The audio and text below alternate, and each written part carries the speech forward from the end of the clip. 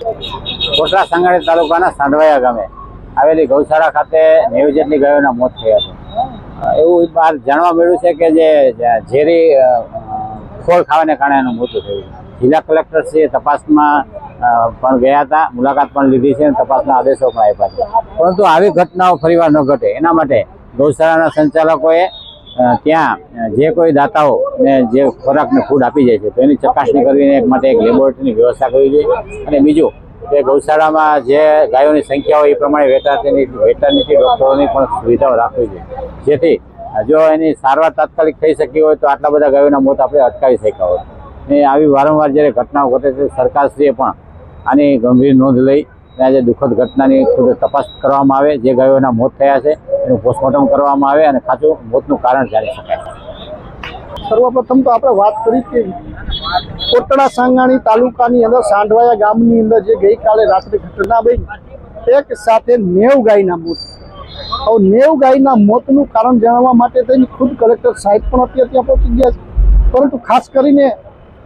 કોઈ એવું કહેવામાં આવી રહ્યું છે કે ત્યાં કોઈ વ્યક્તિએ દાતાએ દાન મોકલ્યું છે ને એ ખાવાથી ગાયના મૃત્યુ છે, પરંતુ આપણે ખાસ કરીને તકેદારી રાખવી પડશે। 90 ગાયના સ્પેશિયલ રિપોર્ટ સાથે પીએમ કરવા જોઈએ, જેથી કરીને આપણને ખબર પડી શકે ગાયના મૃત્યુનું મુખ્ય કારણ શું છે। રહી વાત બીજી, તો જેમ આપણે મોલની અંદર કોઈ પણ વસ્તુ ખરીદી કરવા જાય તો એનું મેન્યુફેક્ચરિંગ અને સામે એની એક્સપાયરી ડેટ બે બતાવવામાં આવે, તો ગાય માતાના ખોરાકની અંદર પણ આપણે ખાસ કરીને ખોળની ગુણ હોય, ભૂસાની ગુણ હોય, કુરમાની હોય, રાજદાણની કોઈ પણ XYZ ગુણ આવતી હોય એની ઉપર કલેક્ટર અને સરકારે તાત્કાલિક જાગી અને એની માથે ડેટ મરાવી જોઈએ, જેથી કરીને સામેવાળા વ્યક્તિઓને ખબર પડે કે આ વસ્તુ એક્સપાયરી ડેટ છે તો આપણે ન ખરીદી, જો આપણે ખરીદશી તો આપણા ગાય અથવા પશુને કાંઈ પણ જાતનું ફૂડ પોઈઝનિંગ અથવા રિઝેક્શન આવશે।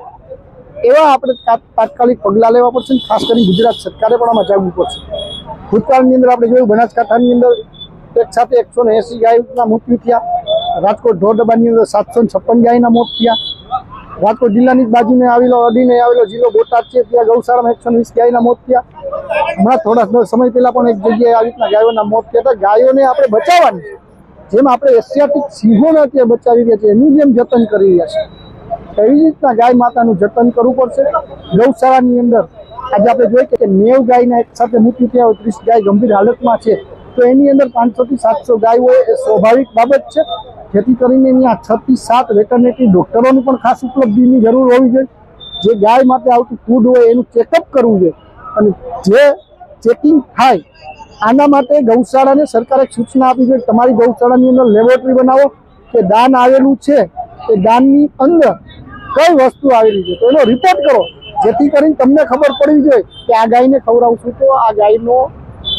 બીમાર પડશે અથવા તો ફૂડ પોઈઝનિંગ થશે અથવા મૃત્યુ થશે, જેથી કરીને એ ન ખવડાવવામાં આવે। અને તમામ ગાયના જ્યારે પીએમ રિપોર્ટ આવે અને આપણને ખબર પડે પ્રજા સમક્ષ કે ગાયના મૃત્યુ આ કારણે થયા છે, તો લોકો પણ ચેતશે કે આ વસ્તુ ન ખવડાવાય, જેથી કરીને ગાયના મૃત્યુ થાય। તો આપણે ખાસ કરીને હવે ચક્કા નથી રહ્યા, કબૂતર નથી રહ્યા, હવે કાગડા પણ નથી રહ્યા, ગાય અને કૂતરા બે વસ્તુ છે તો એને બચાવવાની સંપૂર્ણ જવાબદારી ધરતી પર જેટલો મનુષ્યનો હક છે એટલો જ ગાય માતા।